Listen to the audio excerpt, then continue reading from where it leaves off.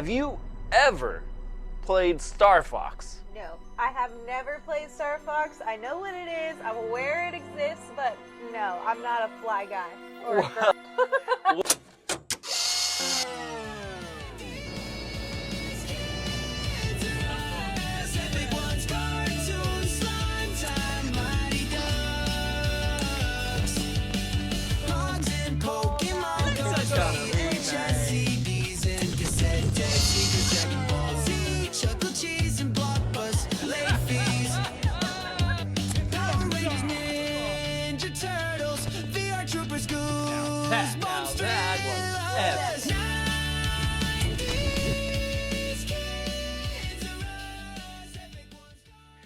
Welcome back, everybody, to another exciting episode. My name is Eddie. And I'm Jess. And we are 90s Kids R Us. Now let me ask you something, Jess.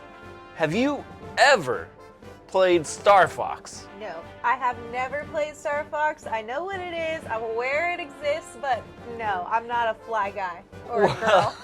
Well, you are in for a treat because today, this episode, we are going back, way back, to the 90s where it all started for me in Starfox 64.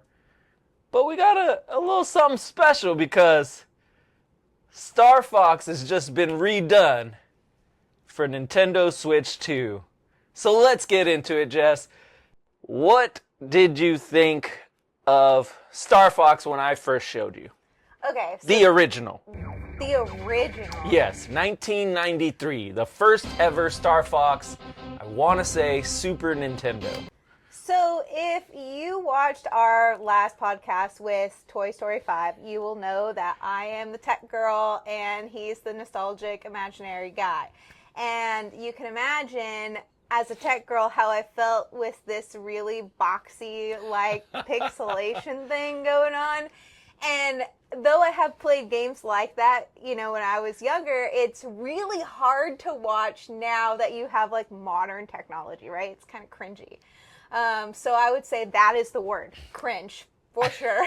Well, that's interesting because you said it, right? You said you've played games like that before, whether it be Tetris, Mario, Super Mario World, right? Well, Legends of Zelda, right? Legend of Zelda on Super Nintendo. All these old school, kind of arcade, 8-bit games, right? Sure. And Starfox, the first ever one, 1993, was very much that. Mm-hmm. I think you were trying to say, you were like, what's that game with the ship and you like shoot everything? And I was like, Galaga? Are you talking about Galaga? Yes. Yeah, so I want to say you were like, this is kind of like Galaga. Sure, because of the, you know, it's a shooter game and it's a flying game, and so, you know, you automatically think of that. Like this boxy pixelation arcade instantly goes to that game. Yeah. It's so iconic. And so I kind of briefly like showed you where it all began, right? Mm-hmm. Starfox, 1993. Apparently there's a Starfox 2. I never really played it. But I went ahead to go to the N64, and I showed you on the Switch 2, right, the classics. Yeah. Because I have my Nintendo Switch, Nintendo 64 controller, kind of confusing. But I showed you Starfox 64. Yeah. Talk a little bit about what you felt about Starfox 64. So that was definitely an upgrade. I liked it better. I would say just kind of running through it, because we didn't play the whole game or anything like that, right? I want to say you got through like 2 or 3 levels on Starfox 64. We'll get into that maybe later. We'll circle back, okay? Again, not a fly game girl, and for everybody watching, not a fly guy. Not a fly guy. But, yeah, so it definitely got a huge upgrade, I feel like, just between then and 64. And so knowing that, like, I could not wait. I was on the edge of my seat for the newest version. The newest version. So we will get to the newest version, but I want to stay on Starfox 64 just for me a little bit, right? I want to talk about it. Starfox 64 was pretty much like my introduction to Starfox as the franchise. Mm-hmm. I didn't know until I got older that it's really a remake of the original.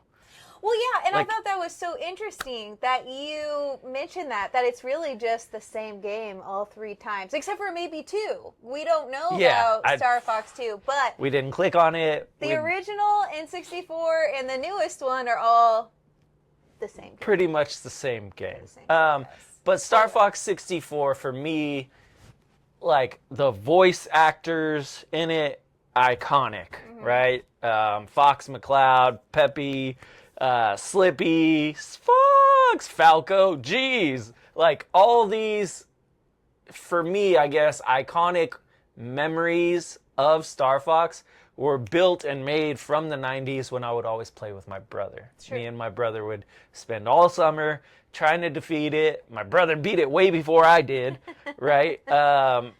He was better at the game than me. He was kind of like, I was kind of like you were when you were playing it. Talk a little bit about Star Fox 64, playing it for the first time, because you did get to play it. Yes, I did get to play it. And I'm a big Nintendo 64 girl, actually. Like, but with like things like Mario Kart, you know, or Super Mario, like that's really more of my 64, or playing 007, stuff like that. But I did play it, and it was probably what you would expect. Crash and burn, straight up. Crash and burn. I was everywhere. It was an absolute hot mess. And I have no problem saying that and admitting that, okay? So I thought you were bad at Mario Kart 64 from the last time we played, but damn, it was rough. Games. So, like, there's something about flying games that it's just too chaotic. Things are flying at you. You're flying everywhere. The whole map is moving. It's like, I can't hang. I can't hang. It must be my ADHD, because I was going through there and I was like, oh, boom, boom, boom, boom. And obviously I've played it before. I've played it probably hundreds of times. Maybe the only game I've played more than that is like Mario Kart 64 and Banjo-Kazooie, which is like directly behind me, right? But Star Fox 64, we would try to beat it every way we could. And as you saw, like, there's 3 different levels to the map on Star Fox 64. Like, there's a harder version, a kind of middle of the road, and then like a super easy version. So I will say that's something I actually really love about the game, is that what you do in the game will determine where you get to go next. Yeah. I think that's really cool. I didn't know that kind of game existed for Nintendo 64. Like, when I think of those kinds of games, I think of Telltale games. I think of like things way later than that. So it's cool to know that was existing, you know, when I was a kid. It kind of like depends on how you play the game, whether you go a certain route or you keep one of your friends alive, and then that opens up a different path throughout the game.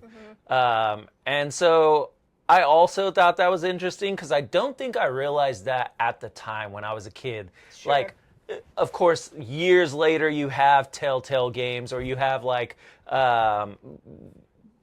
Netflix, where it's like, oh, choose your own story, like movies and stuff like that, right? Very popular in Goosebumps, where you would choose your own like story through the books, right? But this was a video game, and to me, I think that was like the first time I saw something like that.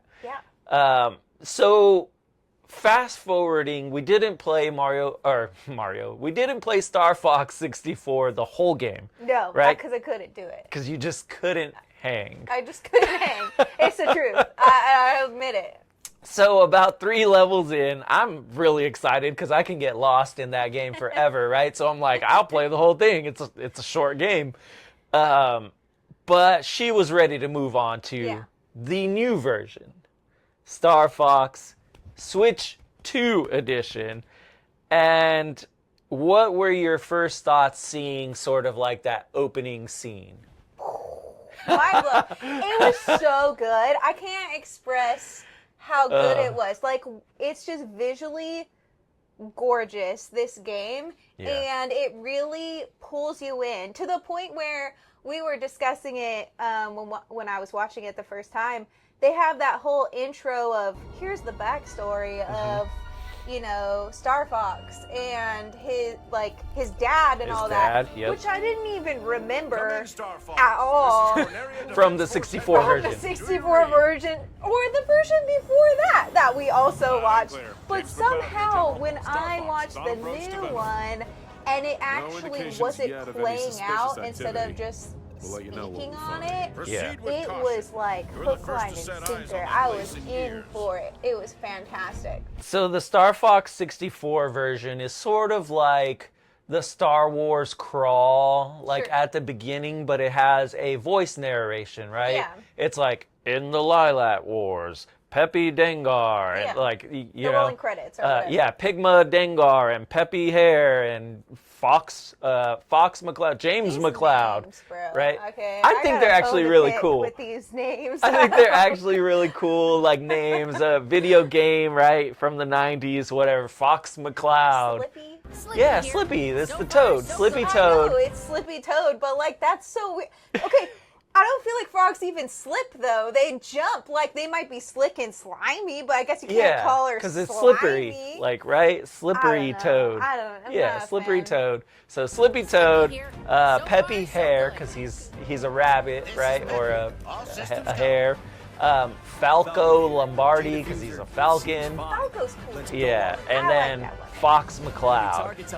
It's the son of James Yeah, McCloud. but James is his father's name, so son is just Fox because he's a fox, Because but he's a fox. dad's name is like a human name, so not James. even James Slippy, McCloud. not Peppy, not anything associated to a fox, Uh, just James. Like, come on. James McCloud. Well, because what I think is like very sophisticated, older, like James, right? So they did that, I'm guessing, to show the distinction between the father and the son, right? You don't got, it's not that deep. All You don't I'm got to saying look is, into it. Why James? Like, there's plenty of other things I'm sure they came. Silver Fox. Like, you could have been that, bro. Sure. Like, why? Well, but his last name is not Fox. Yeah, It's but he can't. McCloud. This guy's first name is Fox, so why can't he be Silver Fox McCloud? Silver Fox McCloud. Just throwing it out there. Anywho, back to Star Fox on Switch 2. The opening scene is very cinematic. It's like a mini movie, Literally. and I'm pretty sure that was done on purpose. Okay, I will say, if the movie is anything like this, I'm sold. Like 100%, I'm gonna go see it. It's so good. I'm pumped. Like, because there's cut scenes. We didn't talk about this. I'm jumping ahead, maybe. Sure. But there are cut scenes within the gameplay itself that are literally like little movies, and it gives you just another insight on these characters, on world building, on building on them, I guess. Yep. And yeah, if it ties into the movie and the movie's anything like this glimpse that I got, it's gonna be great. It does create like a backstory, a world for these characters, right? I think one of the things that you realized in the new one where you were like, oh, I didn't realize Fox McCloud and his team were sort of like mercenaries for hire. Yeah, I had no idea. And I don't think I ever caught that when I was a kid either. I thought they were a part of like the military and they were like helping out because of the big bad guy, right? Kind of like a, I don't know, what would you call it? Like a special unit, like a special military unit, like a Navy SEAL kind of like an attack team, like a rogue squadron, right? That's what I always thought that they were anyway, too. So it was interesting to see. But like throughout this, Fox is like, hey, better make sure you pay us. Like, better make sure the money's good.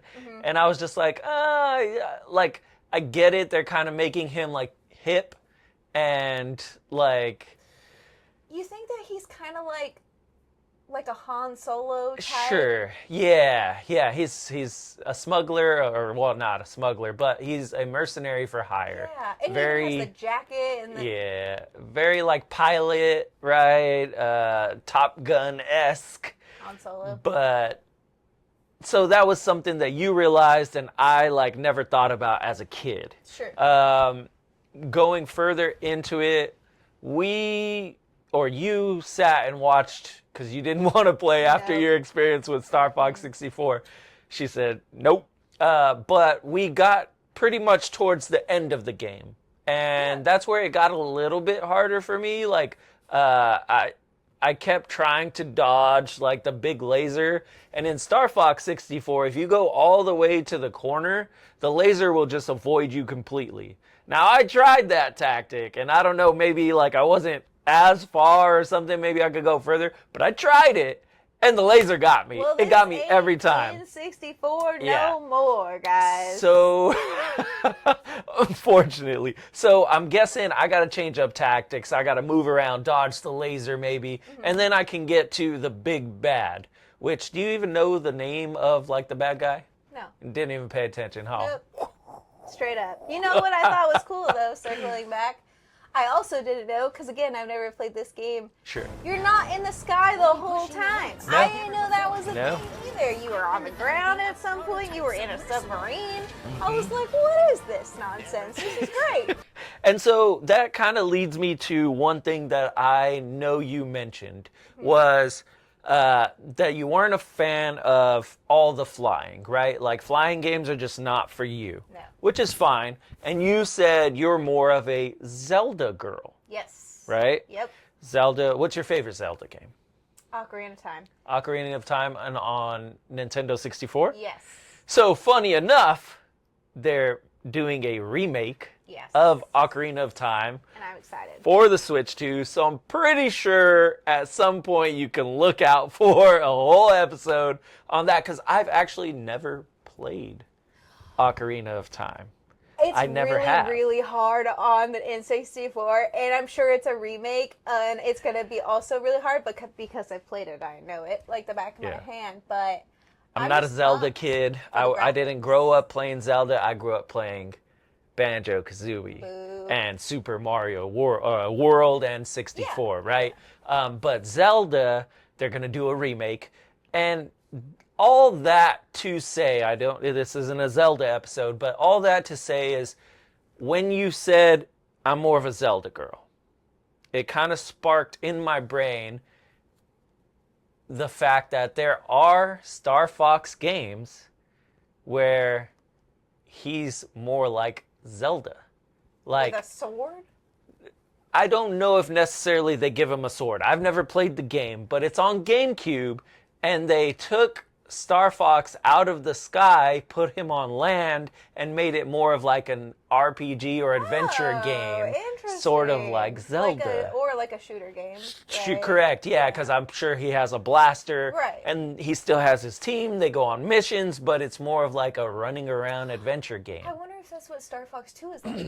Maybe, yeah, it could be. But that one I want to say is either called like Star Fox Zero or something like that. Okay.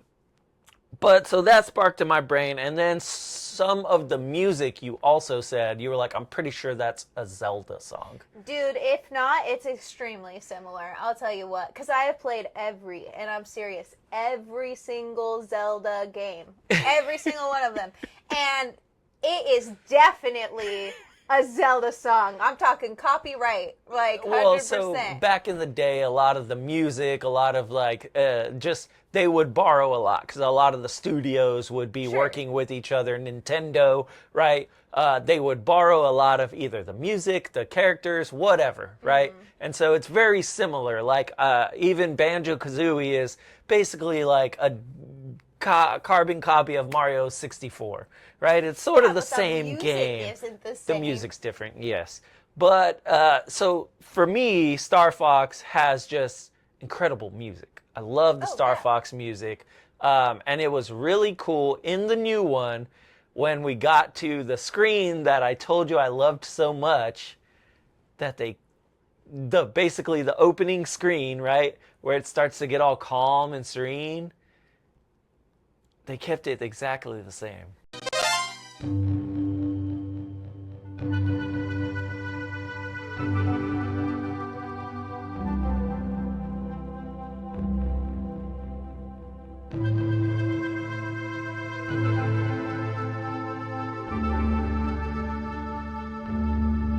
Okay, so we're gonna talk about this for like a second here.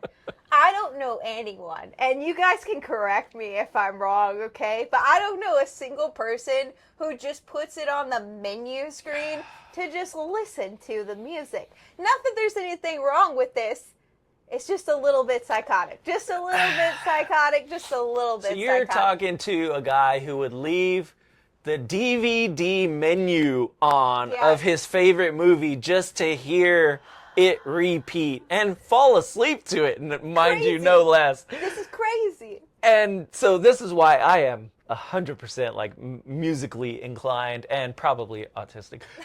But that's neither here nor there. Never been tested. Oh my goodness. But Starfox, the new one. I don't know. Starfox, right? Switch 2 edition.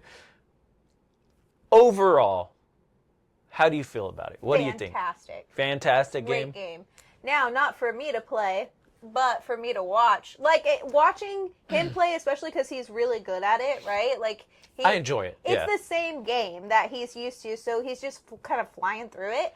But to see how the space looks, how the sky looks, how the different ground features look, how the ships and everything, and the crashing of the waves, like, it is just a stunning video game. And the commentary was good too, the back and forth and the cutscenes. Like, I genuinely felt like I didn't want to get up out of my seat and stop watching you play this game. I was sucked into it. I really actually enjoyed the game, and I was very, like, a little wary, like, are they going to ruin it for me, right? Sure. Because I hold Star Fox 64 in such high regard, and so for me, I was very pleasantly surprised. Great. So much so that it really feels like just a perfect follow-up and remake to Star Fox 64, and for me, something that I can see myself probably playing again and again, just because it's so beautiful and it's so well done. The voice acting, the music,